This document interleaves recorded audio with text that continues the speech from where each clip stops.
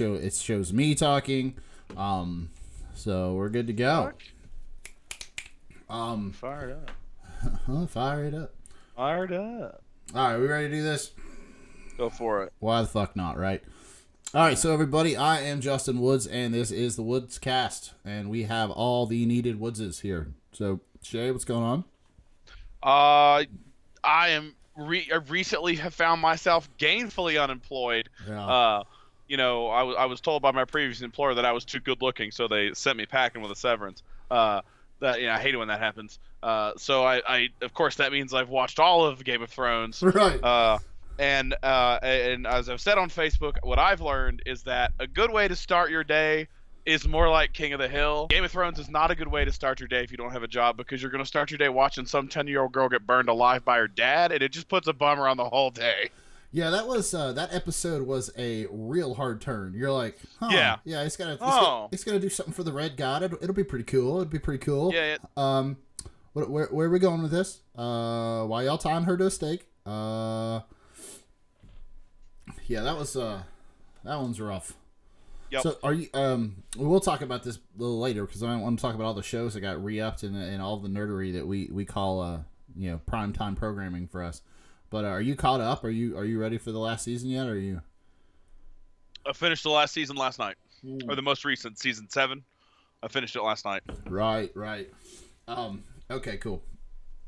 So so this, as I said, this is the Woodcast. This is the podcast that's not allowed to drive home after we're done with this. It's where about 42% and 60% of the shit we say we're pretty sure about, and the outline never. Nope. We will make we have heard some feedback from some of you people out there in the void that we shout into every couple weeks, and that we've been going too long. The podcasts are too long, and funny, I got that criticism from Katie Maddie while her husband was on the fucking podcast that day. I was like, well, he didn't shut up. Like, your husband just kept fucking talking. Yeah. But so we are gonna make Shay and I are gonna make a hard try real hard to cut this shit off at like an hour and a half, like the standard podcast length. Maybe I won't be as hungover the next day after a fucking podcast that way. I don't know. You never know. I mean, I got nowhere to be, so that's right, you. Right. You do you, buddy. Well, like I'm sitting here right now talking to Shay from Chicagoland, Joliet, a suburb of Chicago. Shay's in Denver, and I don't know if it's snowing there yet, but we're supposed to get a quote-unquote, a legitimate blizzard tonight. Yeah. I had heard that on the radios. That's what it shows up on.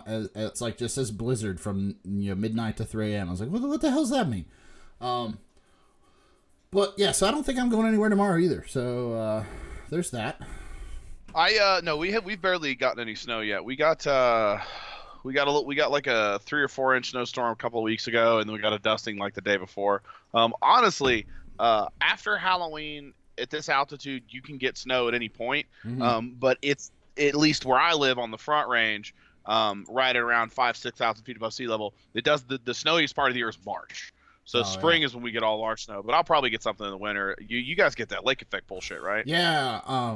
Yes, we do, and it is weird. I actually came up here to work for several months before we moved here, and I'll never forget. I spent literally 13 hours a day in a lab, and then by the end of the day, I was like, "Fuck it, I want to go get somewhere, get a beer." Found the nearest BW3s to the lab. I went there, had what were the worst wings I've ever had in my life. Like, they were just disgusting. Buy one, get one free. And I was like, I don't want the other free order. And she's like, well, I don't know what to tell you. I'm like, well, then don't fucking give them to me. Like, throw them away or give them to the staff. But she's like, no, we have to give them to you. I was like, all right. So I started eating them. I was like, okay, not only are these disgusting, but I have twice as many of them as I want. But I had a couple beers, and I was in there for maybe 40 minutes. And it was like 40... maybe 41 degrees when I walked in, and when I walked out, it was still 41 degrees, and there was about 8 inches of snow on the ground. Yep, that sounds about right. I was like, what the shit is this? They're like, oh, it's that lake effect snow. And like, I had to drive back to Lexington the next day. I was like, fuck, I was scared shitless I was going to be stuck in Evanston, Illinois. But yeah, it was like fucking all gone by the next day. But yeah, we'll see. Rachel has to go to work tomorrow, so I might have to shovel her out, but she got an all-wheel drive car. She'll be fine. And like the plows are already running. That's like, we're from Huntington, West Virginia, where they wait until there's 20 inches of snow before they start plowing anything. Yeah, that's how they do it here. It's just they go out and they're on the road all night. Yep. Okay, so what are the Shay? I haven't checked Donald Trump's. Actually, I did. I lied. I checked his. Yeah, I didn't give me that bullshit. I His, didn't look at his approval rating. Oh. Well, I did, but I didn't write it down, so it don't really fucking matter. But so we are recording this on Sunday. What does it say? 25th of November. This is the 675th day of the Trump administration. We are 19 days out from the midterm. They're still fucking going on. Well, let's talk about that here in a minute. We are 167 days from when Donald Trump solved this whole North Korea problem. So that's done. But I don't know if you caught this story, Shay. Mike Pence went to I think it was a summit in South Korea, and said that they were already planning for the second summit. They're just going to ignore the 13 new missile sites that they've seen in satellites. Yeah, I guess. Yeah, no, I hadn't heard that.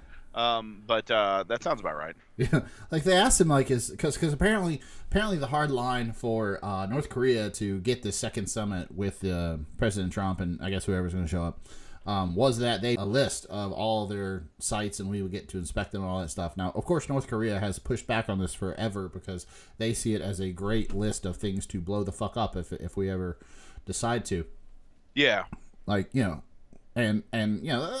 it's not totally unbelievable that we might get into an actual pissing match with North Korea, but North Korea, I guess, doesn't want to give you a list of targets, but like the intelligence agencies have this shit. Like they've been watching North Korea for decades, and like I listened to somebody who was a host on a podcast I was listening to, and she was actually one of the analysts. She's like, yeah, we don't really see much during the spring and summer, but in the winter when all the leaves fall off the tree, we can see fucking everything. I was like, well, that makes sense. I mean, my understanding is that North Korea is one of the most studied pieces of real estate on the planet. Like, that's like every major power spies on North Korea because in some way it affects everybody. So, it affects everybody because when your leader's that crazy and you've got nukes, everyone. But yeah, no, that doesn't surprise me. I had never really. It's funny, you never really thought about that because like. Yeah, once the leaves fall off, the resolution on the cameras they use, they're probably just sitting there watching these guys dick around and scratch themselves on guard duty. Oh, yeah. The woman that was doing the interview was talking about how, this is definitely what North Korea wants. They just want to have this back and forth pissing match with the United States that gives them more, clout on the world stage. But, like, they knew when they had built new things, it's like, we could watch, truckloads of dirt move from one side of the compound to the other. I'm like, that's fucking insane. But then again, I used to use Google Earth to make fun of my trashy-ass neighbor who ran that scrap business out of his backyard. Oh, that's right. Yeah. People would be like, it can't be that bad. And I would just bring up the most recent Google Earth image and be like, there you go. They'd be like, fuck. That's hilarious. Kentucky. Oh, yeah. I wonder if old Robert, what's his name? What was his name? Oh, well. Or if he's still kicking around. Last time I was in town, I checked, scrawled the junk man on the side of it. That was awesome. Sweet. Yeah. All right. So the Trump administration has been doing pretty good lately. I don't know if you noticed all the things they've been winning at, Shay, but his approval in the Gallup was like 43 when I checked it on last Monday. It'll be released again tomorrow. And that's just the Gallup poll, not the aggregate, right? From like right. Gallup, okay. Yeah, Gallup does that like every week, like clockwork. Yeah. That's why I like Gallup, because they don't wait for something to happen. Like they don't wait for the president to throw up on somebody in China and be like, I wonder if we should poll about that. Like they just do it every week, every weekend. Gallup, and he's never cracked 45, and he's never gone below 35. So there's just this bar of 10 percentage approval points that he just hovers around in. 538 had him. I want to say it was like 42.9. I didn't write it down, but it's like dead on that. So he's not going anywhere. He's not winning any hearts and minds while he does all this bullshit. But we'll get into that nonsense. Fun stuff. So we're talking about shows. You're caught up with Game of that was. I mean, I don't give a shit how many times you watch Viserion die. It fucking sucks. Watch who? Huh? Who? Viserion. Who is that? That's the dragon's name. Oh yeah. Okay. I didn't know that. Fucking nerd. It's like what? Fucking nerd. Yeah, it's like I sat down one day and learned how to write him out. Like one day because I kept getting them all mixed up. But it's like Rhaegal. I know there's Dragon or Drogon or whatever. That's the big one she rides. Drogon, Rhaegal, and Viserion. I'm probably butchering the fuck out of this name, so if you are upset with that, shoot us an email at thewoodscast1776@gmail.com, and we will bitch at each other offline. So Game of Thrones, caught up. That's pretty cool. What else we got going on? Oh, another. We were talking about this before. Shay and I are big into the CW nonsense of the whole Arrowverse. Is that what it's called? Is it the Arrowverse? Because it came out first. Yes, it is technically the Arrow. I am of the opinion that Arrow is the weakest of those shows. I'm not super into it, so I don't. But I never watch it. Is my point. That it all stemmed from there. Like they introduced Barry Allen on that show, and it's all tied in. And yeah.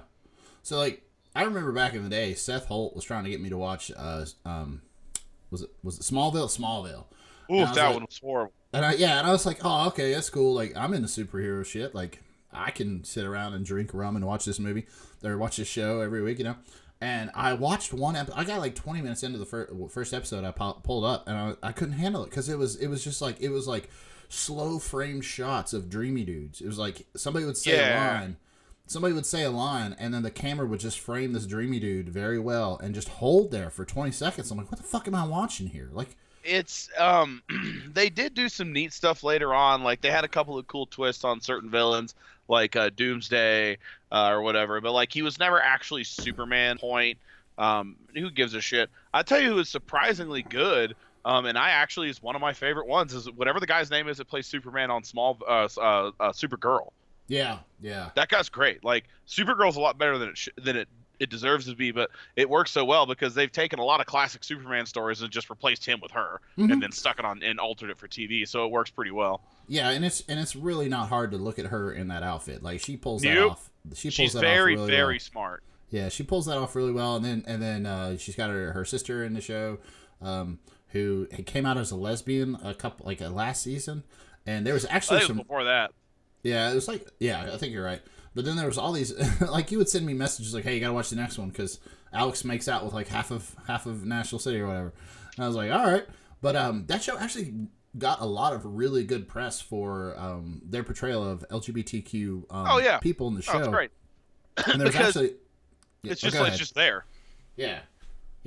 And actually, it's a really good story that made the rounds. Like right after they said that they were going to make Supergirl's sister come out as a lesbian, and like there's this comic book worker who herself was gay, was like walking around and she sees this girl who's just like kind of like seemed like she was getting ready to have like cry and have herself a good cry, and she's like, "Can I help you with something?" She's like, "Yeah, I just wanted to I want to get into some Supergirl comics because I want to read some of them." And she's just like the words were tumbling over each other, and so finally this comic book employee like talks her through it, and they pull up some Supergirl, and she finds out that the girl was gay, she was having trouble like coming out to her parents, and that she'd seen a couple episodes of Supergirl where they had just introduced a very strong lesbian lead, and she really loved it, and she wanted to read more about that character and just support the whole thing, and like it was this really cool moment where they showed that just not throwing in a lesbian to throw in a lesbian actually works when you do it right. Yeah, no, absolutely. Yeah. The only thing with Supergirl and that kind of stuff is, and it's the biggest offender of all those CW shows, I feel like the writers have the news up in the writing room, and they work in whatever bullshit is in, because like every season has something in it related to what is in the headlines of the news at the time, like when it was filmed. And sometimes it's really ham-fisted. Like it comes off as a little too. They are just shoehorning that shit in there. It's shoehorned in. That's what I'm trying to say. But her sister being gay is handled really well. It doesn't come off as preachy, but some of the other stuff comes off as super preachy. But then I'm less upset by it because she hit somebody with a car. Yeah, and like the funny action sequences are bomb. And that's the funny thing about these shows. So, like, the Arrowverse, what is it? Contains Arrow, which I agree he's just pretty kind of weak on its own. You've got The Flash, which is just fun. It doesn't take itself seriously at all, but still has some pretty good action sequences.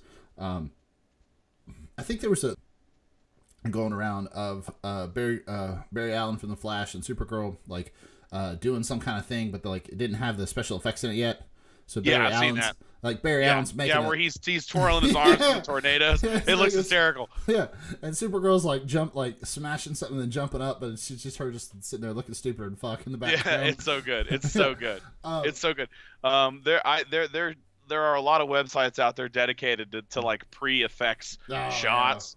because studios don't like that stuff to get out a lot because it just looks goofy as hell. Oh yeah. Especially if it comes out before the movie's released, that you'll see that happen. Everyone's like, "This looks terrible." It's like, well, yeah, because we haven't dumped $200 million in effects onto it yet. But shit is so good. There was, I think along that line, there was like an entire copy of Wolverine Origins. I think that's what it was. Yeah, Wolverine Origin. That's what it was. Yeah. Where like an entire copy of the movie got released, but without any of the digital effects. I do. Funny thing is I remember specifically the effects in that weren't that good to start with. Oh no, there's a couple places in that movie where his claws look like you and I did it in paint. Yeah, it's that's what comes to mind. And, it's real silly. But I've seen screenshots from that cut, but I've never seen it. That would be fucking hysterical to watch. Oh, like everybody sent it to me. They're like, "Hey, I gotta cut a Wolverine." I'm like, "Is this the one where there's just no helicopter, but he's yelling at a helicopter?" They're like, I don't know. Like, shut up. But yeah, so the fight scenes in this Arrowverse is fun. Like, so you also got Legends of Tomorrow, which is that show. Goofy. It's so goofy. It's so good though. It's honestly, of all of them, it's my favorite because every Supergirl, the Flash, Arrow, they all have a lot of drama, like normal people drama, like love triangles and all that kind of bullshit, which is fine.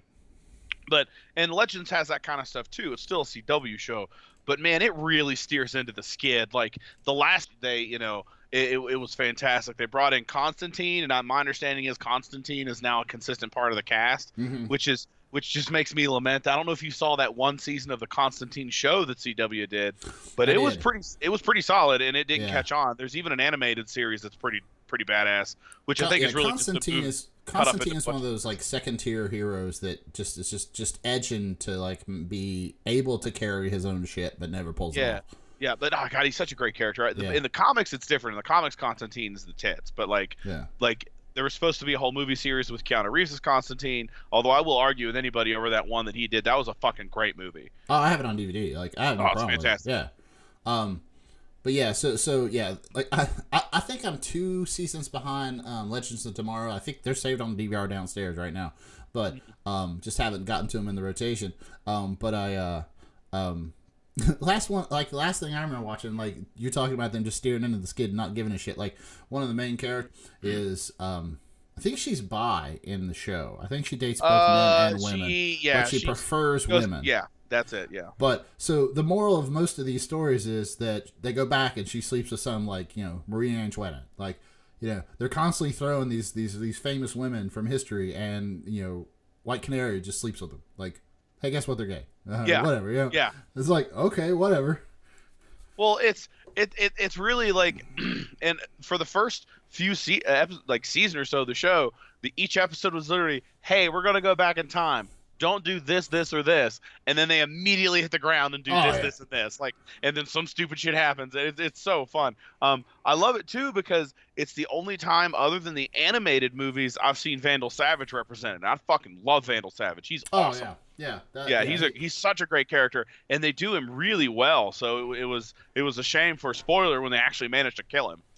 Well, and yeah, he shows up. He appears to have died. He's one of those that appears in almost all of the animated ones, and he's actually kind of funny because he as a human he's just immortal.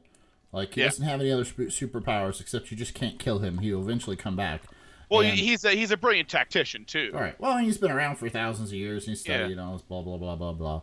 Read the fucking Wikipedia or whatever. But he always ends up with the heavy hitters. Like he'll be sitting there talking to Darkseid. I'm like, how the fuck did you pull that off? Yeah, exactly. Because he's a smart cookie. So those were fun. I just noticed another show that we're into that has no business being as fun as it is. So Agents of S.H.I.E.L.D. is renewed for a 6th and 7th season. Geez, I stopped watching that around the Ghost Rider stuff. Yeah, it's still fun. I'm sure it is. I just kind of got out of it. I'm not really because it seems like it's not tying into the cinematic universe as much as it used to, which I mean makes sense. It's such a shit show. There's so many of them now, but. Oh yeah, they kind of mention it, but there hasn't been any big plot changes like when in tandem with what Winter Soldier and everybody that you thought was good turned out to be bad in the show and all that shit. Yeah. But yeah, it's good. It's still going. I'm not one of these people who says you can have too much comic book bullshit. I just keep it coming. If it's decent, I'll watch everything you shit out. Yeah. No, it's one of those things that you can just, I mean, there's something there for everybody. You can get lost in it, and it takes absolutely no. It's just like no fucking skin off your ass for anything. Just lean into it, have fun. Did you see the Devil May Cry series on Netflix? Oh, I'm sorry. No, let me back up. There's a Castlevania series on Netflix. Castlevania, yeah, I've seen the first season, not the second season. Okay, yeah, so that's pretty cool. And what they're gonna do is they're gonna do a Devil May Cry series made by the same guy. So that's I was actually kind of looking forward to that. Yeah, that could be fun. Depends on how they do. Some of those Devil May Cry games, Dante is an angsty little bitch, and it's not that great. Those are some great action games. I fucking played the hell out of the first 2 or 3, I think. I don't remember, because there's a bunch of reissues and side stories and reboots and all that shit. I can't keep track of it. Oh yeah, well they did. Yeah, they did the. What was it first? There's 4 in the series. There was a reboot called stylized as DMC that really didn't go anywhere. I mean, it was fun, but I guess they thought it was going to be a continuation of all the other ones, and it was just it was fun, but they didn't do any sequels. So we got that show coming out. Apparently, the same producer for that Castlevania anime on Netflix is doing a series called Superman versus the KKK. What? Yeah, I'm kind of confused about that as well. Like, how in the shit is that a thing? Like, that seems like that would be a 1 episode thing. He just, Superman flies down, obliterates a bunch of KKK members, and then 2 words. Secret lab. Yeah. You find some sort of like massive science division that's created all these genetically enhanced Aryan super soldiers, and Superman has to stomp them into the ground. There we go. All right. Shut up and take my money. Yeah, yeah. Well, that's kind of like my idea for the next RoboCop. Like I always said that they did that one in 2014 where RoboCop wasn't as big and clunky. He was like leaping over fences and stuff and being all ninja. And I said the next one should be that the new RoboCop is fighting bad guys and kicking ass all over the place, and the bad guys, build their own robots or whatever, and so whatever, he's outmatched, and so he goes into storage and finds the old RoboCop, and they team up together to kick ass, and that the new RoboCop is riding his motorcycle around and jumping over fences and punching people in the dick, and the old RoboCop he's your heavy hitter. He's the picking up a car and hitting you with it kind of guy. I mean, I like where your head's at, but that doesn't make sense because he's the first. Oh no, but he finds out that there was he was secret program. Yeah, that was the prototype or whatever. That took us all 4 seconds to get around that. Plot hole spackle. Yeah, that's why don't I work in Hollywood? Shit. Mm-hmm. Okay, so you've been playing. All right, so let's talk about some of this. So those are fucking stupid. Oh, have you seen this thing about people wanting Brie Larson to be Samus Aran in a Metroid movie? I'll watch Brie Larson in anything, so sure. Yeah, no, like apparently, like she put out this Instagram photo of her. Oh no, I don't remember what it was. She went as Samus Aran for Halloween, so she had this blue like spandex bodysuit on, and she had a blaster and all that stuff. And Googling. Yeah, and so of course everybody jumped on the bandwagon. Like she said she would love to do it, and I think she said she didn't have like has a rough outline sketched out where it's like Samus Aran like stranded in some space station, and for the most of the movie she's by herself, like muttering to herself, talking to herself, trying to survive and get her suit back. Yeah. And shit. Of course, everybody jumped on and had to like Photoshop her in a Samus Aran suit, and I was like, I get it, like, until somebody says they're gonna make a movie, like you guys can make all the Photoshop images you want, like you can. Yeah. You can. And they're gonna get progressively creepier as you go. Yeah. It's gonna get into some tentacle porn at some point, and it's gonna be creepy. Yeah, no, I mean, I would love to see a Metro movie. That's a weird property, though. I think that would be better. I generally think all video game movies should just be animated.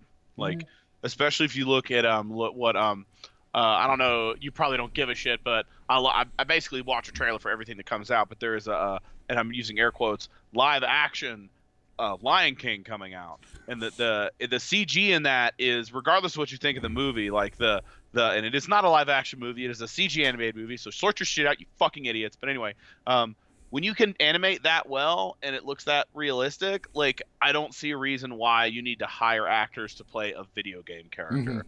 Like, some people out there will immediately be like, well, actors, that's not right. You're replacing actors with digital, blah, whatever. Hire a famous voice actor, but you can make a model that looks perfect, and it would just be so much more fun. There's what is it? Final Fantasy VII, I think Advent Children is a CGI Final Fantasy movie, and it's fucking bananas fun. It's not very good, but it's great to look at, and it's a good time. And there's no need to like shoehorn some reason for Seth Rogen to play a character into it. Right. Well, and like back in the day, there was that Final Fantasy, The Spirit Within. That was like 97. Ugh, that was not good. Yeah, it's like 97, 98. That was not fun. Even like, then, that was like, ugh. Like that was like the CG in that was like amazing for the time even then. And I mean, the story was absolute garbage. It was absolutely it was stupid. It was annoying. It wasn't Final Fantasy, first of all. But that was kind of weird. But like we're watching, we're like, oh man, that looks amazing. And that was 97. So like, and I'm kind of with you. Like, I'm honestly I'm not sure why we need another Lion King. Like, did they stop selling the cartoon? Like, what's going on? No, they're doing that with Beauty and the Beast. They're doing Aladdin. They're doing the Lion King. They did the Jungle Book, and the Jungle Book. I didn't see Beauty and the Beast, but my understanding of the Jungle Book is it's actually a really good movie. And it was really well done. And the guy doing the Lion King is a dude that did the Jungle Book. And I'll admit, man, I'm that perfect age group. Like, I saw Lion King as a little kid in theaters. That's like, that hits all. That's kind of like these re-releases of these Power Rangers toys I've been buying. It hits just the right buttons for me to just buy into that marketing machine. And come July, I'm probably going to eat 80 milligrams of edibles and go see this live action Lion King movie. And it actually has a really good voice cast, believe it or not. But I don't know. Disney doesn't really do a lot of animated shit anymore, like traditional animation. Yeah, I don't know. Like, I guess we're gonna. Pixar does, if you count Pixar. Yeah, I mean, we could bark up that tree of like reboots all day long, but whatever. Like, there's people out there that want to reboot Back to the Future, and like that can't. That can't happen. Losing their shit. Well, I remember reading there was somebody who was like poking around at it. Some producer somewhere was looking into it just because the '80s nostalgia thing is really big. But my understanding of it is the dude that owns the rights to that has said no, and then it's his until he dies. At which point it reverts to his wife, and she has said no. So literally, multiple people have to die. I don't know how many, but like it's probably not going to happen. So you're saying there's a chance? There's a chance, yeah. A couple of brake lines cut, and a few garage doors locked with the car on, and we could have a really shitty Back to the Future movie now. Yeah. Starring The Rock, of course. It'll be like The Rock, Seth Rogen, and like fucking I don't know, fucking what's the guy with the big nose that was in everything in the early 2000s? Oh crap, what was his name? He was in the Oh, I know who you're talking about. Yeah. Oh my god, dude, this is killing me. Well, you find something else to talk about while I look this up, because this is not gonna happen. All right, so real quick before we move on, you're playing Red Dead Redemption. Oh, you bet your ass I am. Playing shit out of that. People are playing Fallout 76 and Owen Wilson. Oh, thank God. Anyway, go ahead. Yeah, and then like people playing Fallout 76 and they either love it or hate it, but it made its money. I found this article that was pretty funny. Like, they were talking about how like now that I play like maybe 2 or 3 hours of Fallout 76, and it's absolutely a gorgeous game. I haven't run into these fucking killer bugs that everybody's talking about yet, so I don't know. But apparently, like, since it's an online game, apparently all the people who have like maxed out are like walking around acting like NPCs, helping out people just show up with nothing. They're like, hey, come over here and do this. Like that they're leading people right. around. Yeah. I mean, that's a lot of the issue with it for me. I don't know, man. I'm not saying I don't want an online Fallout game. That's actually not true, but I want something a little more crafted than what I'm seeing in Fallout 76. Because I've watched a few people, I've watched a lot of streams and people playing it, and it just, the only thing about it that grabs me is the setting. Like the West Virginia setting, because that's where I grew up, is great. But I'm hoping somebody rips it out of Fallout 76 and I can mod that shit into Fallout 4 and just walk around in the world and check it out, because I don't think I'm ever going to drop any money on that game, especially with a Resident Evil 2 remake right around the corner. Oh. Well, that and it's already. I think it's already been discounted like 3 times. So if Yeah, you wait another three. it's not doing well, and the thing is what's really interesting with Fallout is that because I'm a pretty big fan of Bethesda. I love all the Elder Scrolls games for all their faults. I love all the other Fallout 3, 4, New Vegas. I love those. Fallout 1 and 2, which aren't Bethesda. That's back in the day. Those are totally different, but I love those as well. I like Bethesda games. Like in general, I'm not one to hate on them. They have their problem. Any other big open world series like Rockstar Games or CD Projekt's Witcher series, you're either cool with some of the weird shit in there or you're not. But either way, it's a fun game to play. Mm-hmm. And this is the first one I'm gonna pass on because there's just I don't know, man. It's just every time I see somebody play it, I'm just kind of like, man, that's a really cool setting, but it doesn't really look like it's that much fun to play. I don't know.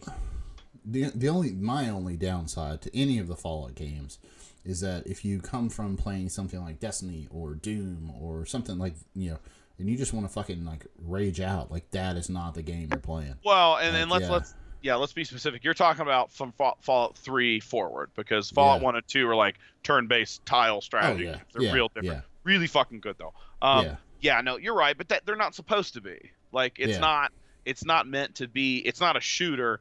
It's an RPG with shooting elements, which I think is why I like it so much, especially New Vegas, because New Vegas has got some hysterical storylines and the super fun.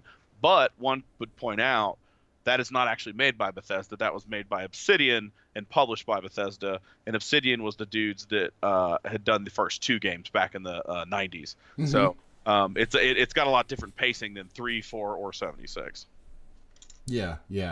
Like I played 3 and 4 pretty much. I played New Vegas a little. I didn't play it all. I don't think I finished it, but it was one of those things where it's totally different kind of atmosphere.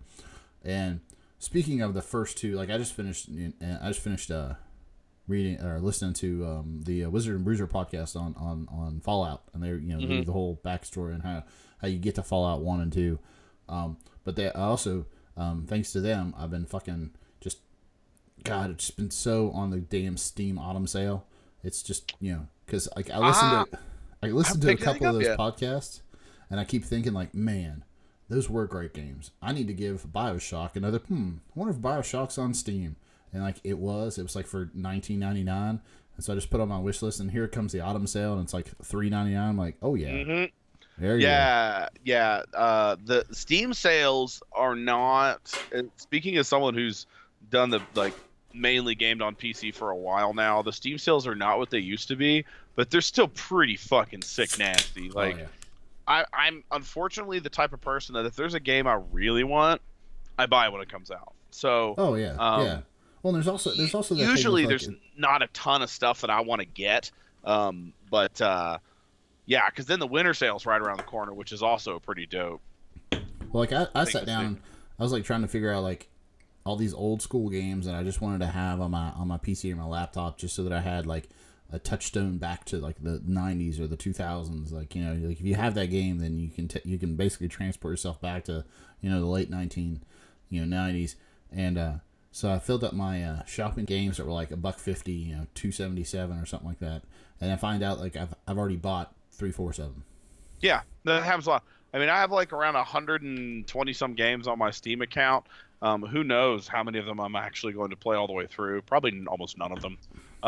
But and that's how Steam gets you. Like that's the thing, man. Is it always comes up and it's like, hey, this is $2, and you're fucking had 2 beers. You're like, I might play that one day for $2. I'll gamble on that. Bam. Yeah. And then I have days like that. Like right now, I'm scrolling through and I did not know I owned Batman Arkham City. Cool. Might try that one day. Yeah. Don't know. You never know.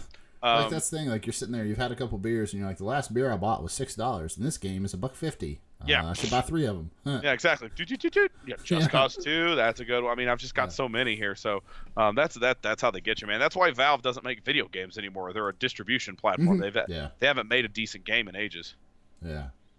All right, like moving on. Let's wrap up some news here, and I don't know how many people want to listen to us talk about video games. That's a good point. I don't know. We could probably nobody. we can fucking put out a feeler on that one and see what's going on. Oh yeah, because the rest of the shit we're talking about, the public's just fucking clamoring for it. Oh yeah, everybody wants to know what our opinion is on the midterms, which I think is actually like so fucking funny. So like We are 19 days out from the midterms, and it's still just limping along to a conclusion. So the moral of the story seems to be that when all things said are done, the Senate looks like it's going to be a two seat gain in the Senate for the Republicans. And the House, the Democrats are going to get a 40 seat gain, which is like they only needed 23 to take it. And the fact that it just keeps inching up every 4 days, another race is called in California. I still think there's like 5 or 6 races in California that haven't been called yet. But the 538 projection is going to be, Senate +2 for Republicans, House +40, not a big deal. We talked about this before, like watching the returns on actual election night was really kind of bumming because like you saw the Beto O'Rourke's and the whole governor and Senate races in Florida, like the numbers were just not matching what we thought. We thought that I know Beto O'Rourke beating Ted Cruz was a long shot, but I still wanted to see that happen. But so in Florida, we had recounts for both the Senate and the governor, and the Republican Ron DeSantis and the Republican Rick Scott won both of those recounts, and I'm fine with that. But like, there's all this hubbub about recounts, like, well, we shouldn't recount the vote. Like, there was a real hard push to just not fucking count votes. It just seemed weird. It's there's a real hard push from one side to not count votes. Yeah, let's be clear about that. Yeah, I don't know, man. I mean, there are people that'll make the argument like, well, if you recount the votes, that opens you up to another opportunity for election fraud. I mean, and I understand that logic. I get it, but there's no evidence to say that's happening. Frank, if that's really your response, then the issue isn't don't have a recount. It's set up a system that makes recount safe, because you should always be able to double check your votes to make sure that the people's votes are accurately counted. That's like the fact that everybody's vote is counted is kind of important in a democracy. So like, I don't see what the big deal is to recount everything. Now, there's something to be said for the fact that there's no unified recount procedure across the states. Like, it probably shouldn't take 2 or 3 weeks to recount everything. But I mean, you got to do what you got to do, and it's got to be accurate. So I don't see the problem with it. And my understanding is, so far, all the recounts, not many of them have resulted in much different of a verdict that would have been originally anyway. Yeah, and that's usually the thing about a recount. Usually recount, like 9 times out of 10 or 8 times out of 10, the recount is not going to flip the results. They're basically just going back and making sure it's right. Yeah. Like, if it's my entire wall kind of moved because of the wind. That was weird.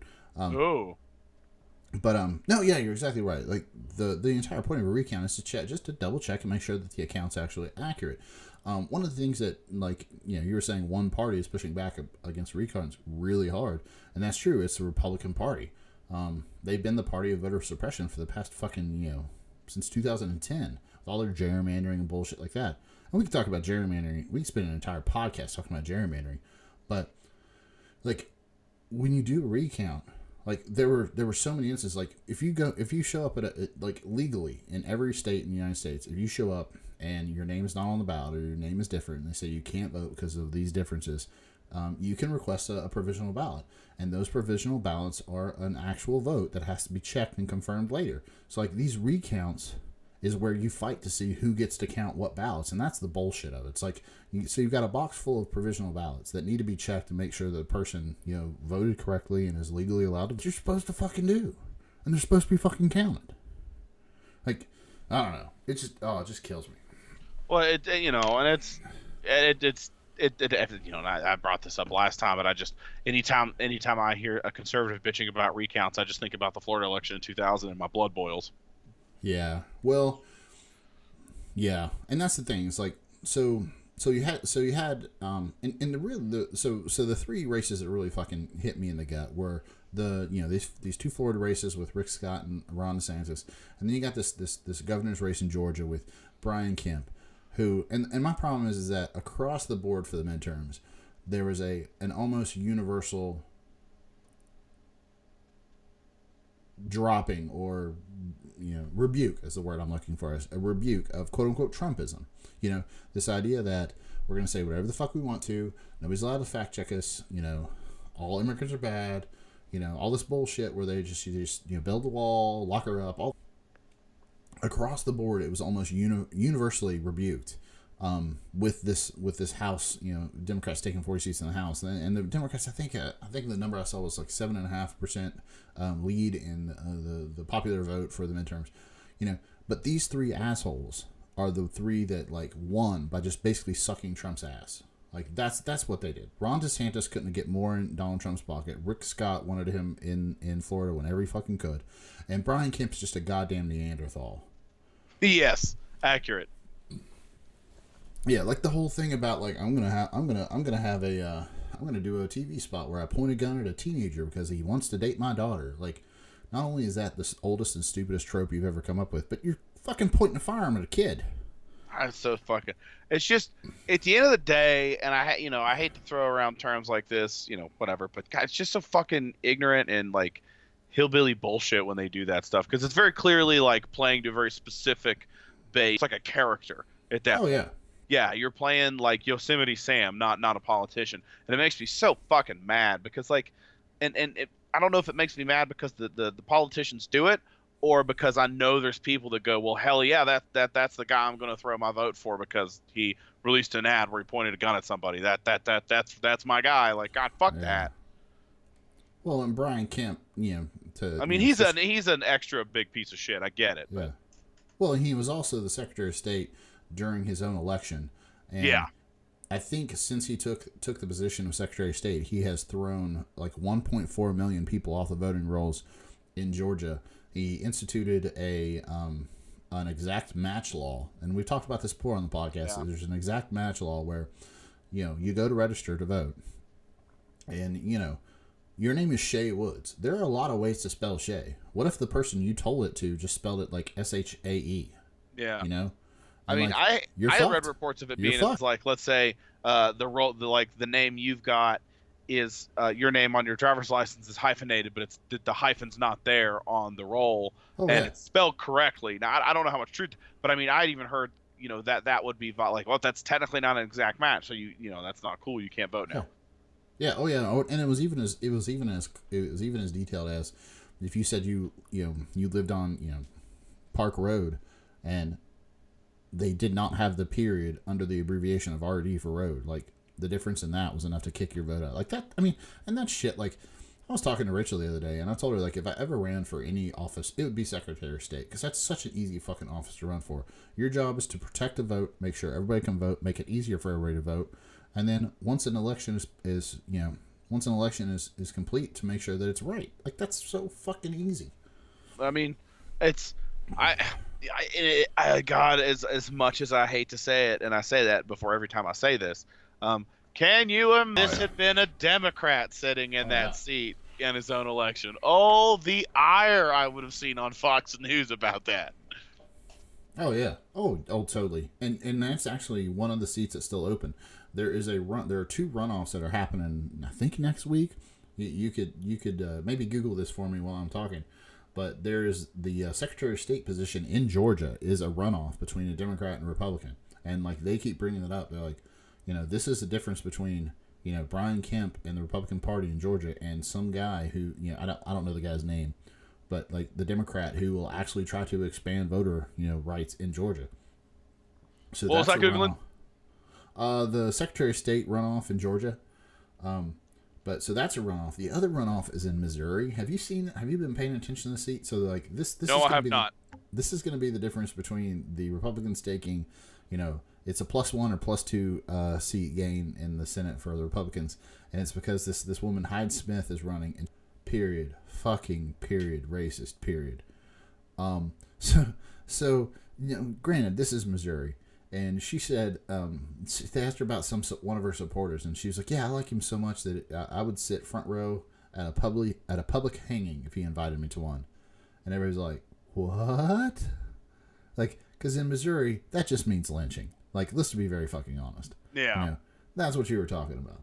And in 2014, she like took a bunch of pictures of her wearing a Confederate hat and like posing with a Confederate musket rifle, and everybody was like, "Yeah, you shouldn't have done that." And and then she gave this like really great non-apology where she was like, what, if you're offended by that, it's kind of your fault, but you should come to the Trump rally on Monday for me. Yeah. Like, yeah, dude. Come on, come support it. Yeah. Like, That was the absolute fucking, that was her fucking apology. And the guy she's running against was like, "Are you shitting me?" Like, he's an African American. He's like, "Are you shitting me?" And like, this lady just has such an all white school, but that was like back in like actually 1970, 69, something like that. Like right after they were forced, after like 3 Supreme Court rulings to integrate. Yeah. Right around then, as soon as the Supreme Court made Missouri integrate, all these quote unquote academies popped up that were all white, and she went to one of those. And yeah, that might not be her choice. Like she was in high school then, but she sent her daughter to an all white academy, and like, it's just, I mean, it's just so fucking blatant. And like you said, like, I don't know which I'm more pissed off about: the fact that a sitting senator talks like this and then acts like nobody's allowed to call her on it, or that it works. Yeah, I mean, at the end of the day, they do it because it works. If it didn't work, they wouldn't do it. Right. But then that, excuse me, that was a big old hit. Damn. Anyway, nice nugs. I mean, yeah, that such sticky nugs, the best nugs. But I mean but then that goes back to the whole thing of like, if you really want to come down to it, like people, Trump and what he represents are it's a symptom of what's wrong, not the cause. Like, Trump was able to get into office because there's a good chunk of our population that I'd identify with him. I mean, that's just what, that's part of what happened. So it makes sense. There's more and more politicians popping up ever since he won. They're just complete pieces of shit, and they're way more open about it because in some circles that they respect is like, well, he may be a piece of shit, but he's real, so I'm going to vote for him. Yeah, I get that, and I just can't follow that logic. It makes I don't follow it, but I'm saying, like, I know those people are out there, and that it chaps my balls. Well, and the funny thing is, like, I mean, we've heard this 1,000 times. Like, yeah, Trump might not be like politically correct, but he tells it like it is. I'm like, is it racist? Is that what we're telling it like? Like, yeah. Like, and what do you like? I mean, yeah, and again, it's like I just don't even get that, because like, real easy to, like, a lot of the, like, there's just shit that he'll just say I hear in speeches, and it just sets off alarm bells. Like, that doesn't sound right, that can't be right. So I look it up, I'm like, oh yeah, he's not right, or it's not true, or I thought he's either lying or just grossly misinformed, which either one of those is not great. So I just don't get it. No, he just, the president, the sitting president of the United States, has no fucking connection to reality whatsoever when it comes to any type of facts about his administration, what he's done, or what he will do. And it's just, it's so exhausting to have to keep up with it, because I'll be like you said, I'll be watching him speak, and I'm like, that's not true, that's just not true at all. And Rachel will be like, how do you know? I'm like, well, first of all, if that was true, it'd have been on the news all the fucking other place. It's like literally listening to Alex Jones just rattle off things. Like, Alex Jones today on his Sunday show said that there were over 1 million people in the caravan, and they just smashed through the southern border at 52 California. minutes and 16 seconds. I'm going to start tracking this. It took us 52 minutes to talk about Alex Jones. Continue. All right, wow. But yeah, like, oh no, I got a whole thing about Alex Jones and Conspiracy Corner and all this bullshit, because like all of his fucking butt boys are getting indicted by Robert Mueller, and it's fucking hilarious. But yeah, like he just randomly says shit, and Rachel would ask, like, how do I know that? I was like, well, because if that was true, it would have been like wall to wall coverage. It would have been international news if something that ridiculous had happened. But the reason I know it hadn't, because it's fucking no, it's not right. It's not true. Like, it's fucking not happening. Yeah, no, they're just, I don't know, but people believe his shit. Well, and the other thing we need to talk about, moving on from the stupid fucking midterm, it's still limping to a close.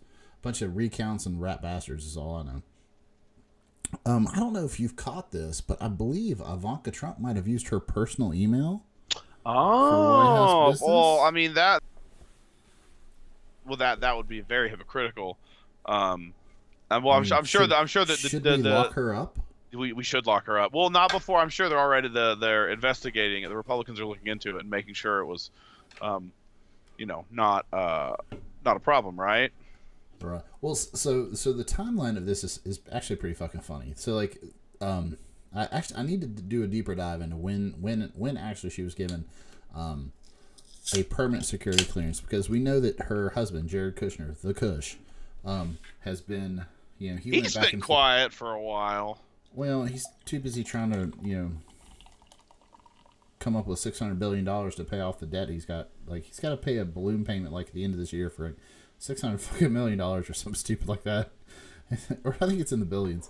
But yeah, so he had troubles with his permanent security clearance. Ivanka Trump was given her personal permanent security clearance in May of this year. She used her personal email for White House business was in last year. So several hundred emails were apparently flagged as being from personal emails doing White House business.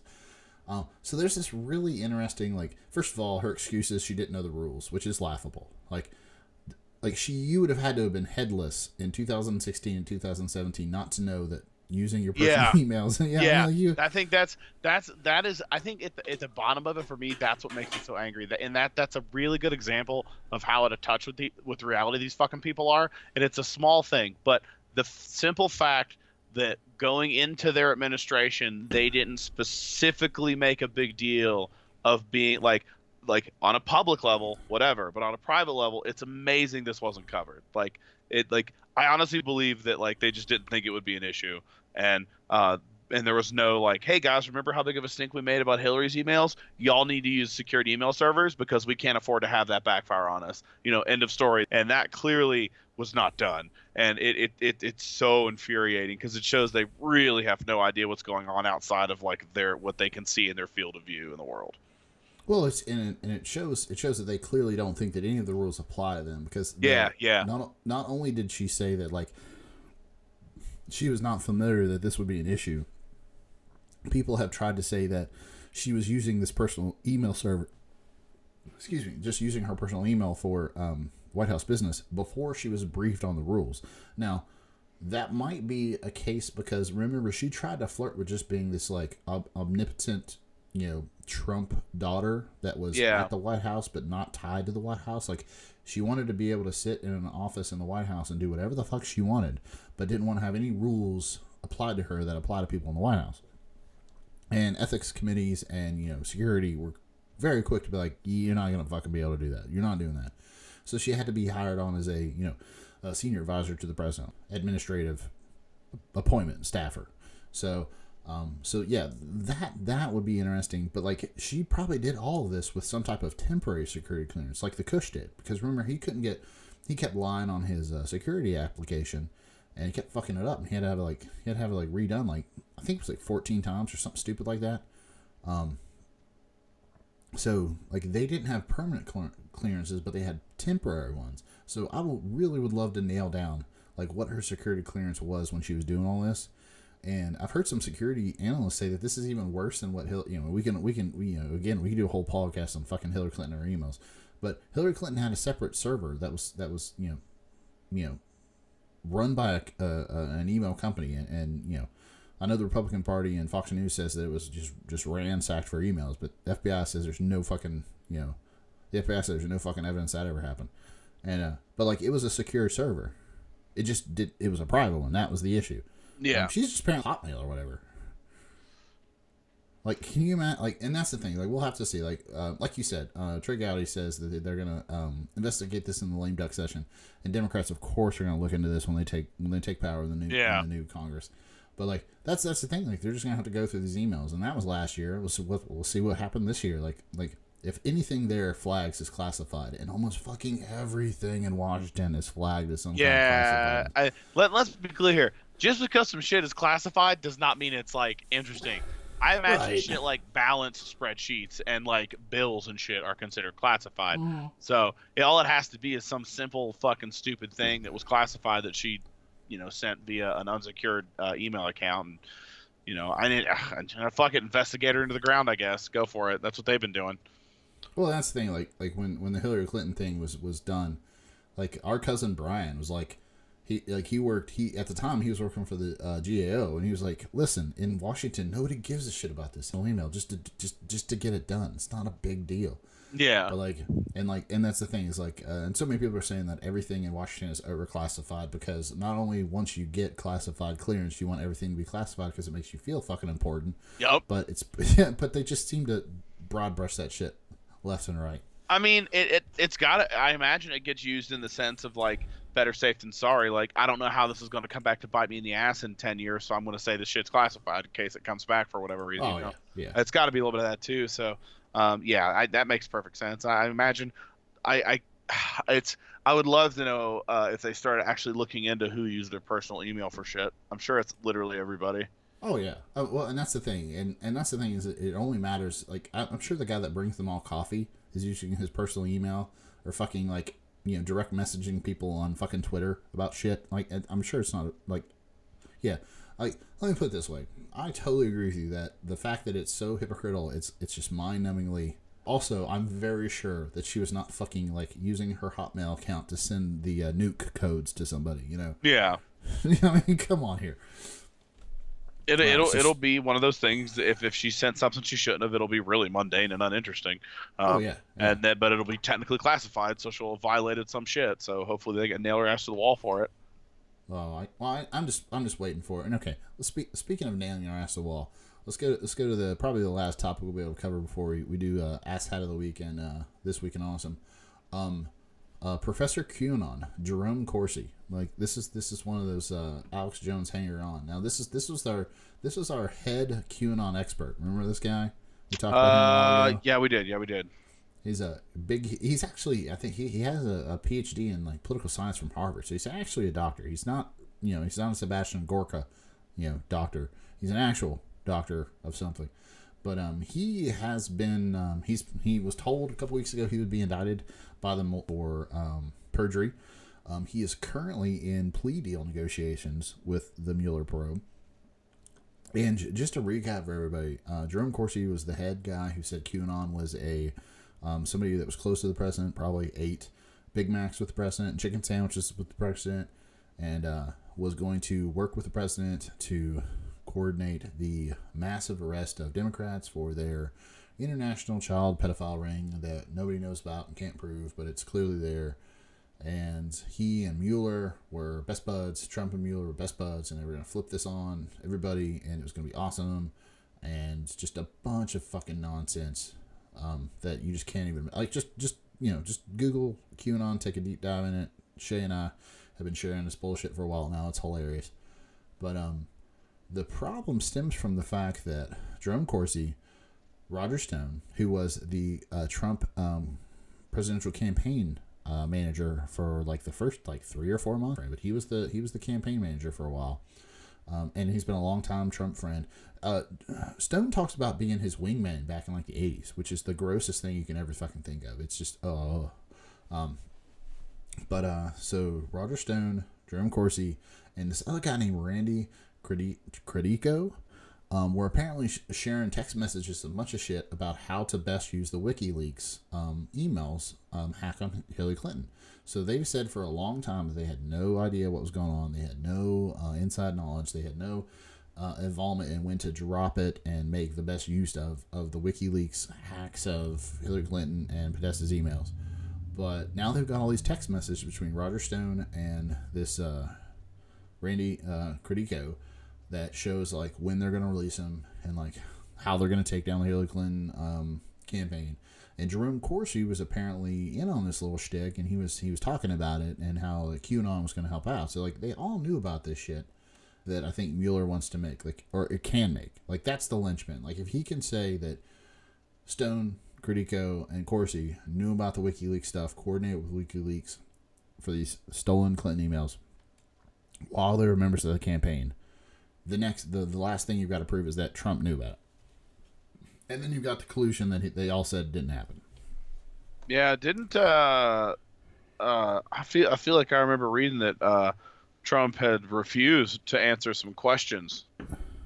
Like they had issued print questions from the investigation, and he was just like, "No, I'm not going to answer those."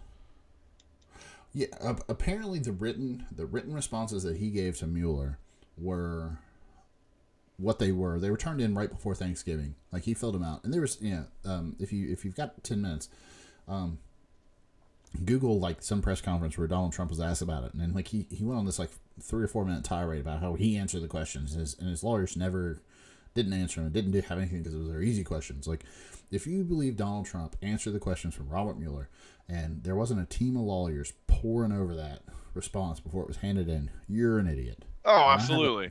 And I have a pizza place without a basement to sell you, where kids are apparently sacrificed in the basement.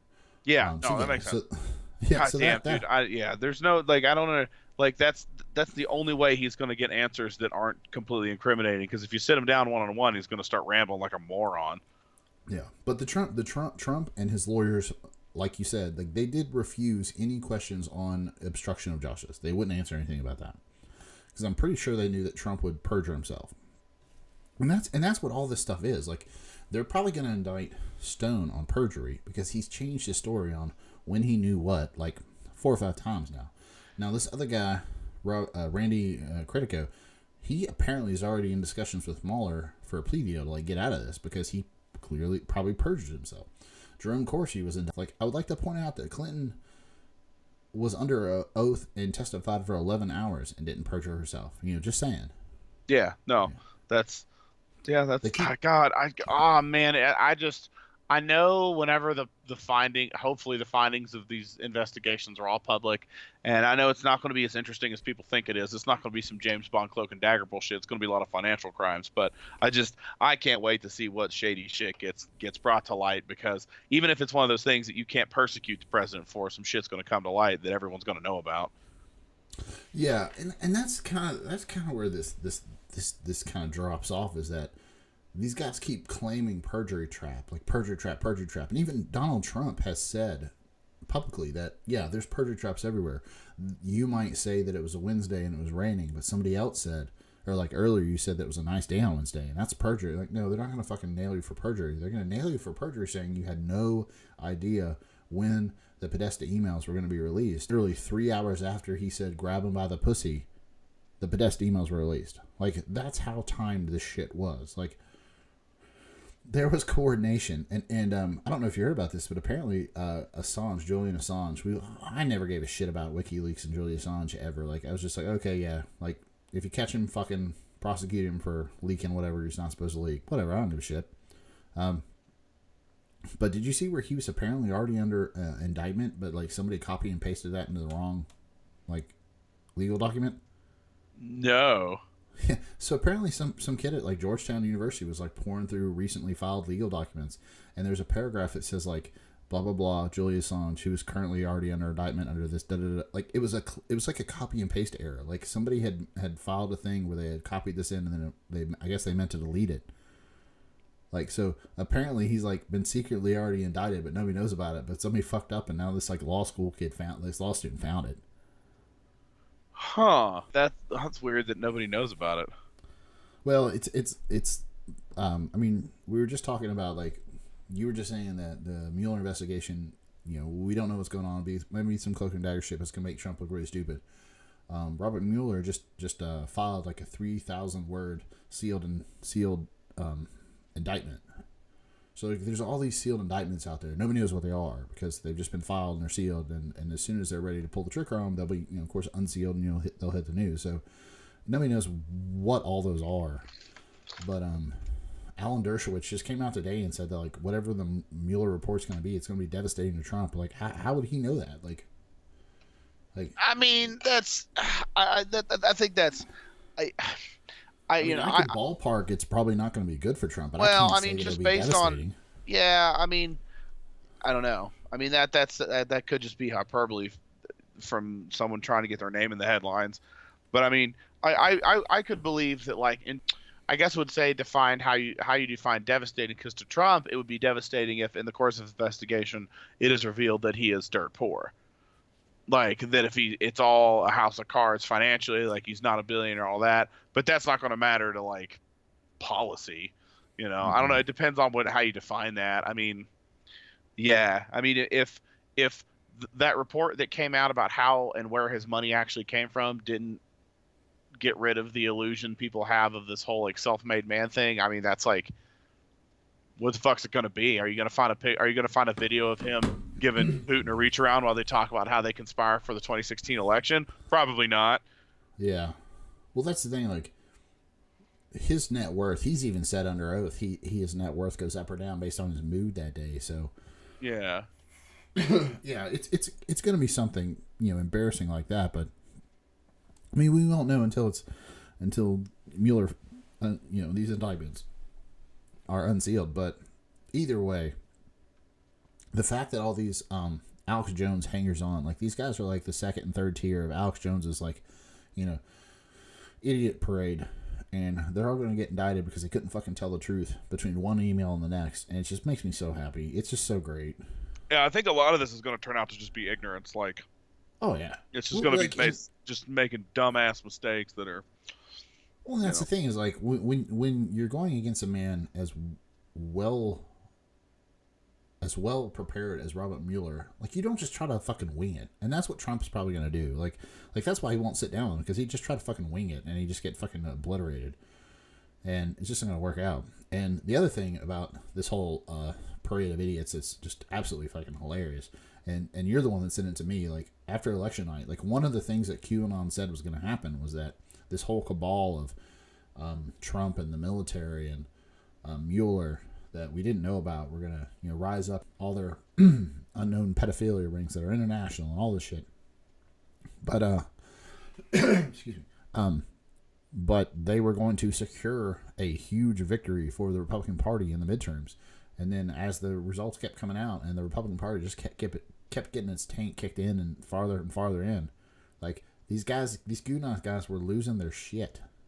Like, you sent me that one, like, was it I think it was a Reddit post where there was just it was an imager link of like a bunch of, it was all kinds, it was just random comments from QAnon people across the internet as the election results came in. Yeah, it was, I loved it. I love the shit out of it. Like, if you believe that shit, if you honestly believe something that dumb, then I hope that your worldview is shattered 3 times a day. And I hope I'm there for at least 2 of them. Yeah, it was it's, I mean, the mental that you have to do to make some of that shit palatable is just incredible. Yeah. Speaking of which, I saw that there's a new push to get I'm sorry, I can't talk today. But I saw there's a new push to get a reality show together for flat earthers to find the edge of the earth. So I am 1,000% behind that. I would, assuming, I mean, I say give them infinite amounts of money so they can literally sail around the world. Looking, just keep like, doing it. Just keep going, keep dude. lapping it. And then when you start out when you get back to where you started and never found the edge, then I want to hear how you explain it. Yeah, like, I want them to drive a post in, like put some big scientific, like, there's apparently, like, this obelisk in, I want to say it's Georgia. I could just be saying that because we talked about Georgia, but there's apparently some obelisk that can, like, is a calendar, is a sundial, has instructions in all these different languages on how to, like, grow crops. It's like this it's literally a Ragnarok rock, right? Mm-hmm.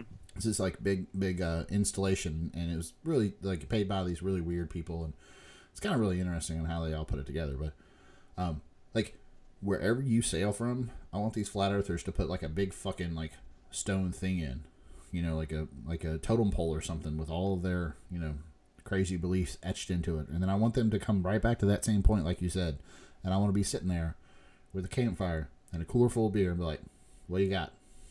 Yeah. So, and I mean, ideally it would be the kind of trip that you would have any means of travel available, because funding is unlimited. So you could literally go on a straight line the entire time. Like, go on a boat until you hit land, then when you have to fly, whatever, or just physically fly around the world. That might work too. Just pay for them to get, like, a military flight that goes all the way around the world that just gets refueled constantly so they never land. Take off and then land from the same fucking airport going in a straight line. God. Yeah. And film the entire thing.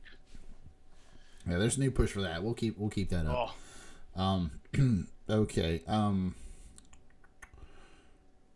I think, I don't know. So we got Professor. Okay, I have a question, and we can just rap about this. I don't know if you've been paying attention to this, but what in the absolute fuck is going on with Brexit? My understanding is they finalized it today. Like, I heard that. Like, as I was making this outline, Like my opinion of Brexit is that they had this vote for the United Kingdom to leave the European Union, and they had European Union approves Brexit terms. That was 18 hours ago. Right. Okay. So like, the UK wanted to leave the European Union. They had this election for it. It was a referendum. Nobody thought it would ever fucking pass because it just seemed so dumb. And then they had this burnout for this thing, and it passed. And they've been spending the last what has it been like 2 years now? It's about 2 years. Yeah, it's been about 2 years. So they spent 2 years trying to figure out how they're going to pull this shit off without starving people, because like when you disconnect from the European Union and Europe, taking bread from one country to the other, which used to be super simple because they were in a union, and it's like going like, for those of you who've never fucking looked at a map, Europe is like the United States, whereas the countries are states. Like we just travel back and forth between West Virginia and Kentucky and Ohio like nothing happened. But if we wanted to put up a fucking border on all those, you might if you made them all countries, you would need a passport. And the European Union got rid of all that bullshit.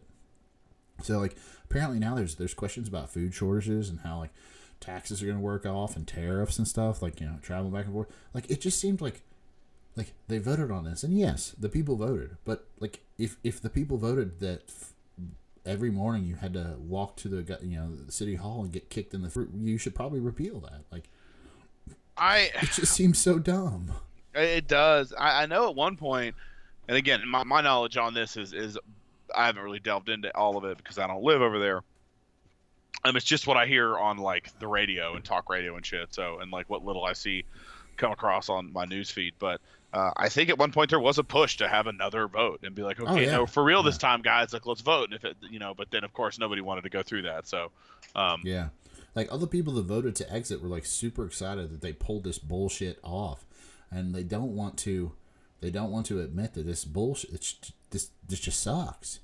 And so now they're coming up with all these like no Brexits, and like they're trying to like remove themselves from the EU, but get all of the, basically what they want is they want a right to work law for fucking the UK. They want to be able to leave the union, or get all the uses out of the union, but not pay union dues. That's basically what they want to do. And it's just so. I was like, I've been like you. I've been kind of like casually paying attention to this because all these fucking nationalist pricks are like, yeah, the people voted, the people spoke, and now you're going to take away our right to vote again, or like, like if you did another referendum on Brexit, you would still get to vote again. Just I think more people in the UK would be like, all right, we let all the fucktards vote once. Let's make sure we outvote these guys. It's fucking stupid. Yeah. And but like I saw a headline the other day that said like, the people who voted for Brexit wanted the impossible, and now they want the impossible, like right now. Yeah, it's so I don't know. It's so funny. It's amazing to me that anybody expected it to be like. Did anyone really expect this to be a smooth process? Like, there is no way you're going to change bureaucratic precedents of the last 80 fucking years and it be a smooth process. Like, that just like. I don't like people like, well, I can't believe it's been this inefficient and this bit like really this would be a shit show. I mean that'd be like if we tried to vote to going to make the U.S. two countries now and it'll be fine and it'll just go over easy. No, we're gonna have the United States West and East. It'll be cool. No one will care. And then but you know how we're gonna decide that border, Shay? We're gonna roll dice. Yep. We're gonna roll dice. And we might do a game where you spin somebody in a chair before they throw a dart at a dartboard. Yeah. And like it was really like you said, like both of us have watched this from afar with like very little, just kind of a mocking interest. Yeah. It's like it's so funny that they wanted to, like, basically the people who voted for this wanted to pull themselves out of this quote unquote globalist government, but then were really fucking miffed when they found out all of the consequences from not being part of the the communal commons. Like, I mean, well, you can't have your cake and eat it too, man. Like, there is literally questions of whether or not people in UK will have enough food to eat, because as soon as they unplug from the European Union, like these people are like, yeah, we want to be our own nation state. We want to make our own destiny. Like, and what? That's cool. That you do you. Bread that you're gonna eat, it will be 75% more expensive because of the tariffs. Yeah. That of just shipping bread from like the bakery might be 40 miles from you, but it crosses a boundary that you just created. Like, fuck off. I guess you're not getting bread. That's what I'll say. Like, yeah, I guess I bet the food is there'll be food. It's just going to be more expensive. Like, that's how that's going to work out. I would guess, based on my understanding of it. I mean, I don't know. That's one of those things. Like, you're just going to have to see how it shakes out. And again, this follows. Oops, sorry.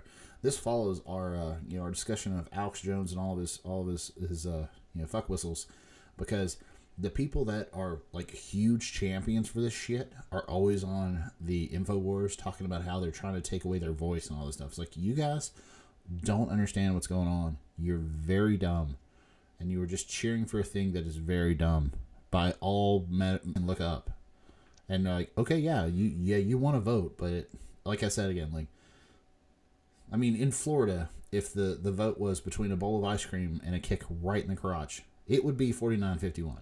It would. Like, we're no better. No. We're no better than the United States. Florida is a fucking hellscape of idiocy and drunk white people. But, god damn. It's just, I don't know. I don't see the upside of this, but whatever. All right, Shay. Let's wrap this shit up with, as we always do on the Woodscast, we want to end with some absolute idiocy. It's not like we haven't been talking about that idiocy anyway, but I always like to end up with this week in awesome. So what you got an asshat of the week here for me? I mean, not like anyone specific. I was just fucking. Well, I mean, it is one specific person, and she hasn't really done anything.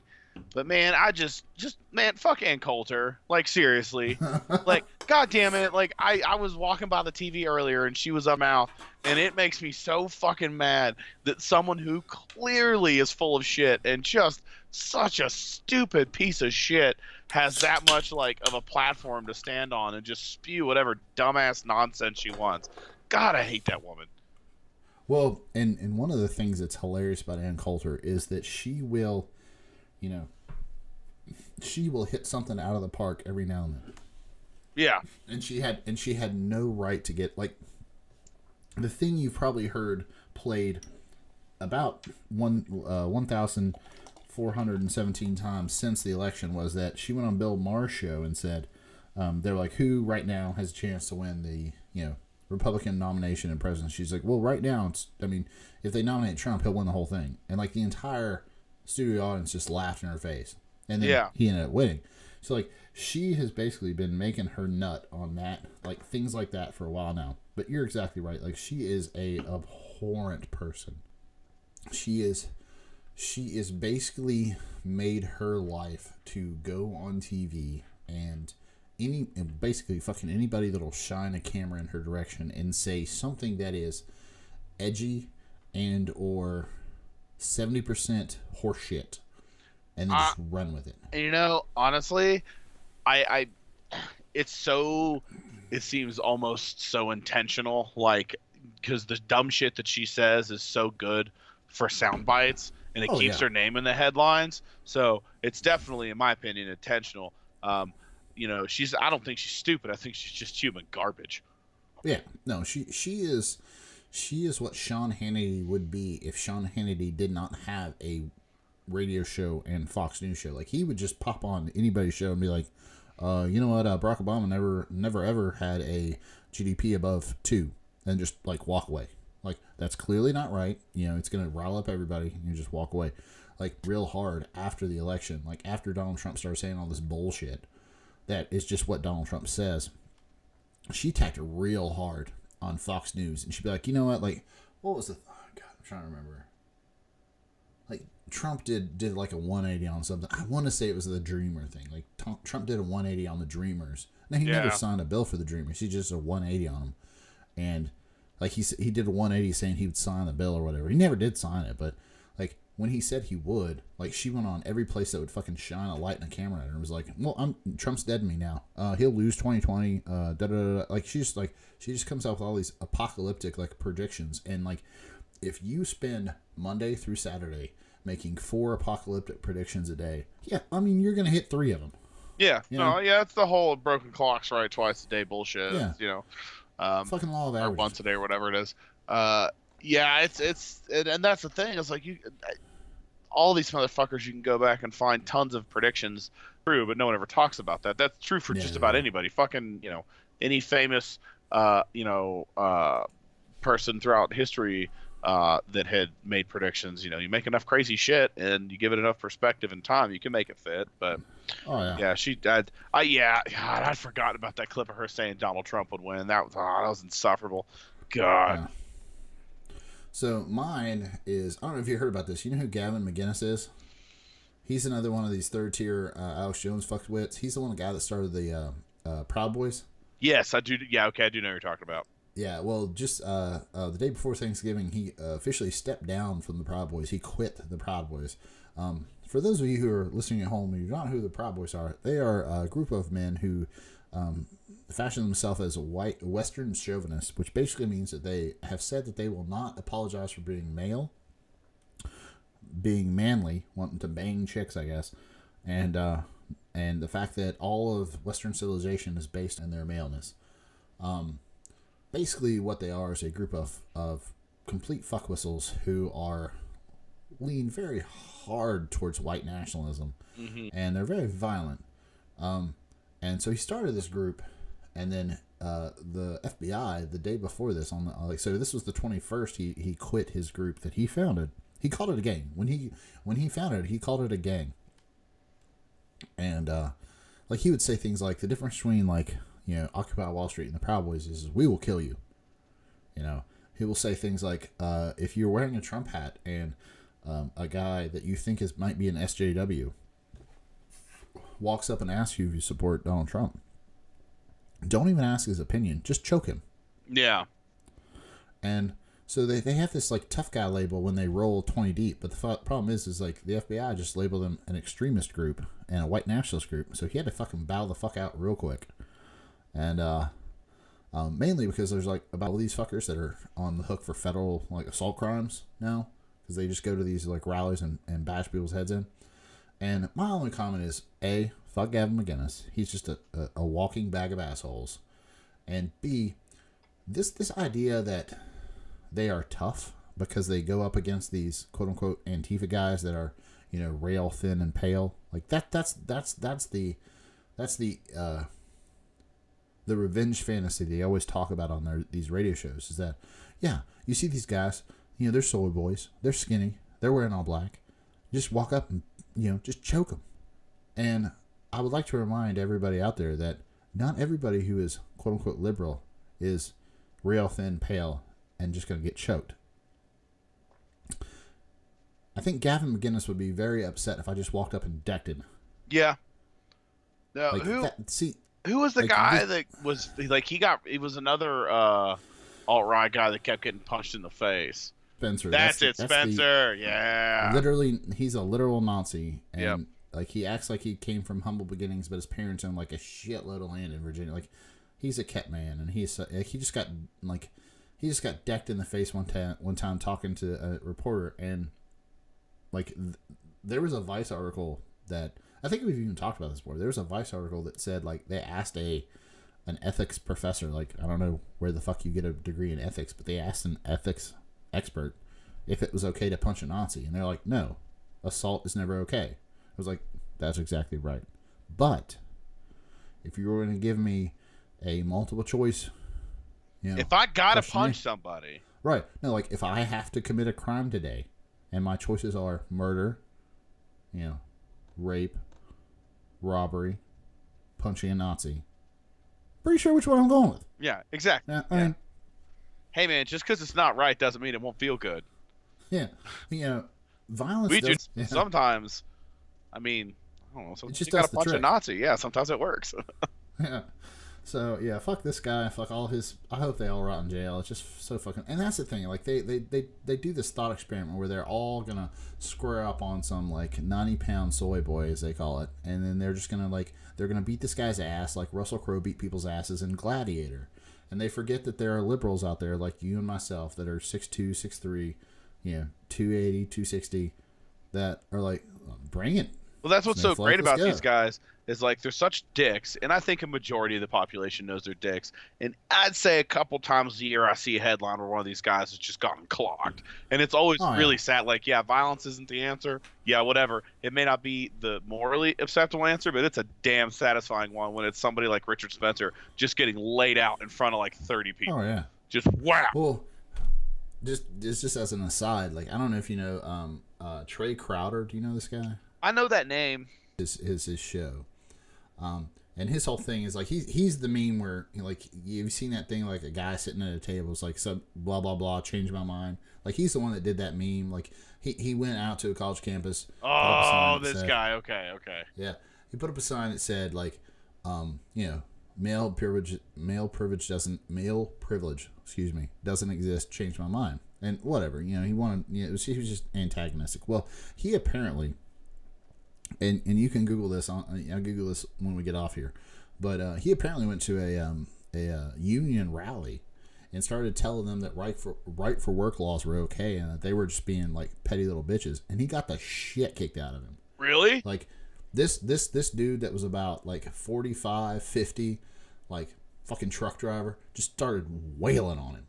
And like while this guy's wailing on him, Trey Crowder's like, "You're assaulting me," and he's just getting fucking punched in the head. It was fucking hilarious. Google Trey Crowder punched. That's right. What I'm doing right now. Yeah. All right. So, do you have it this week in awesome? Not really. I didn't come prepared. You know, it's I'm just. We run a tight ship here. Yeah, we do. We run a tight ship.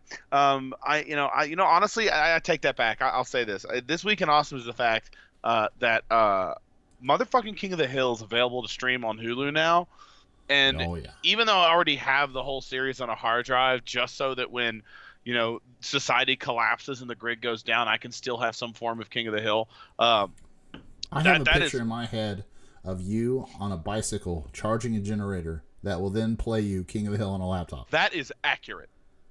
You know, or a little tiny TV, whatever to use the least amount of energy, you know, because I want to be efficient with this. But yeah, it's just been great to go through that shit, and that because that is a show that especially there's really not anything like it on TV anymore because everything's geared American Dad.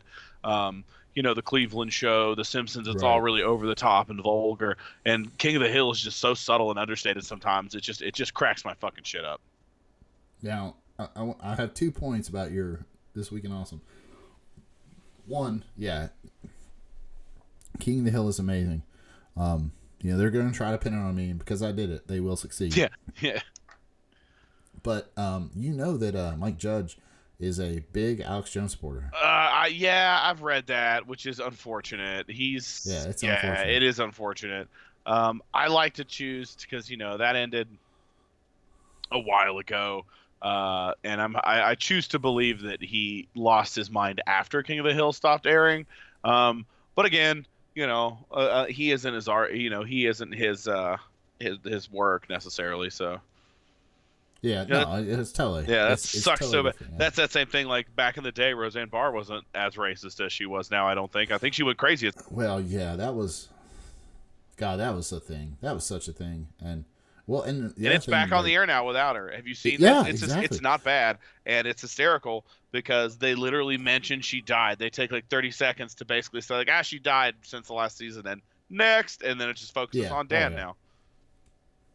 Yeah, it's good when people like that high side, and you're just like, all right, fuck it, you're done. Yep, you're out. You're done. I had a second point. I think I just lost it. Totally fucking lost it. I think that was two. All right, whatever. All right, so my week in awesome is this Christian this Christian missionary that got killed by these islanders in this remote island in India. Did you hear about this? Nope. Are you shitting me? No. Oh, okay. So this guy, his name was John Chow. He was a Christian missionary, and he like kayaked his ass out to this remote island, and this is the name of the island, Centennial Island, and it's populated with this very fucking remote tribe of people called the Centennials or something like that. But it's a very, very remote island in India. Like nobody can get. You got to like paddle your ass out there. These guys have been living out there for fuck ever, and they're very hostile to outsiders. And everybody knows this. This Christian missionary paddled his ass out there and just got fucking lit up with arrows and just straight up murdered as soon as he got to. And he was apparently living on the beach for like a couple days, like writing notes and like letters and shit. Like I think I can convert them to Jesus, and Jesus loves you. And they fucking murdered him. And everybody, and like the people that organized his trip there were like, they want these tribe brought to justice. Like they're gonna take these fucking tribal people and drag them back to the United States and put them in front of a fucking like judge. What? That's Yeah. and that's what they're trying to do. So first of all, thoughts and prayers. Yeah, exactly. First of all, thoughts and prayers. Second of all, it was 100% illegal for this fucker to even be. He was gonna introduce so much disease and so many diseases they couldn't fucking handle just by being there, and everybody's like, it was illegal for him to be there. Like people don't visit this island for a reason. And he went to share the Jeebus. He went to share the the word of Jeebus, and he got fucking shot with a bunch of arrows. And now they're like fucking trying to dick around and figure out if they can get his body back. Because if they go to get his body, they could probably wipe out the entire tribe. Like if somebody sneezes on somebody, they're fucking done. Yeah, that's how remote it is.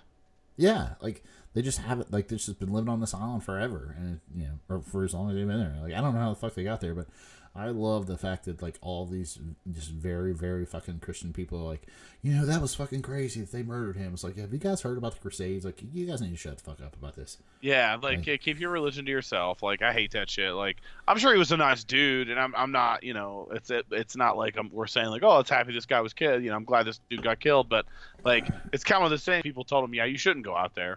Yeah. I'm sure a lot of people are like, don't do that. They will stab you. Yeah, that's not cool, man. Like it's just a book. Don't worry about it.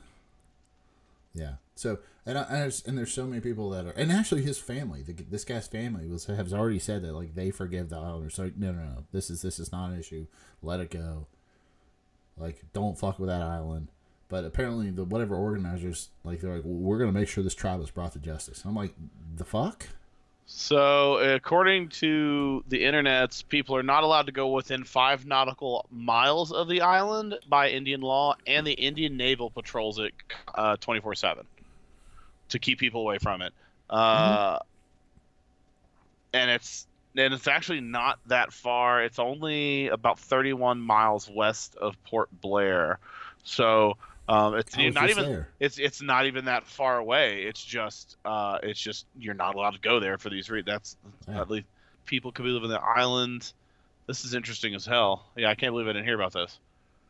Yeah, no, there apparently have been several instances in the recent years to like make contact and like fucking sit down with these people, and like people I remember, I want to say that somebody took like some footage from a helicopter. They were trying to like fly near it, and like these guys just showed up, started shooting arrows at a helicopter. Like they let's see. Yeah, that's as you said that. I'm scrolling through this article, and there's a picture of a tribesman trying to shoot at a helicopter with a bow. Yeah, they are zero chill. Yeah, I mean, I fucking leave him alone, dude. Just stop fucking with him, dude. Dude, just leave him alone. Like, yeah. I mean, mail them a Bible and see if they respond back. Then awesome. Yeah, dude. I don't know. Maybe they've got stand your ground laws on that shit. That island. Yeah, and also, who are you gonna sue? Like, yeah, I don't. That's yeah. I hate. Man, just leave these people. That's a pretty interesting subject if you've ever gone down that Google rabbit hole of looking into like the handful of completely contacted tribes and that are still in the world, like small tribes of people that are still living, hunter-gatherer lifestyles that don't know nothing about us white people on our smartphones. And Shay's waving around a knife right now. Yeah, man, I oiled it while I was sitting here listening to you talk, so now I'm like, sure, it's good. Don't worry about it, dude. All right, so let's wrap this up. So this is our 5th episode of the Woodscast. Hopefully, I've been listening to a lot of old Ben Kissel and the Hey, Blink and Stop At. They've been doing that shit for 9 years, Shay. Do you know that? Yeah, I did. I listen to them as they come out. I don't bother listening to the old ones. I don't understand. No, I was listening. I was actually listening to some other episodes, and he was like, "Yeah, we've been Marcus and I for 9 years." Like, fuck, you guys have been doing that fucking shit for 9 years. But they're up to the 200 or 300. So with any luck, 9 years from now, 10 years from now, looking at each other probably through VR. Yep. And doing a podcast, it'll be fun. But we enjoy doing this. We hope you guys enjoy listening to it. We have cut this mofo down to Katie. I'm thinking about you. We're an hour and 37 minutes right now. So hey, that's pretty reasonable. Pretty reasonable. If you guys have any questions, comments, or concerns, fucking shoot us an email at thewoodscast1776 at gmail.com. Fuck Alex Jones and all his shtick. You can hit us up on anywhere you can find your podcasts, SoundCloud, Google Play, iTunes, YouTube, all that bullshit. I'm way behind uploading shit to YouTube because I don't think anybody fucking listens to us there. But no, whatever. Who gives a shit? I'll get it all up on there. But hit us up on Twitter it's at Woodcast and then Facebook is Woodcast1776. So Shay, say goodbye to the nice people. Toodles.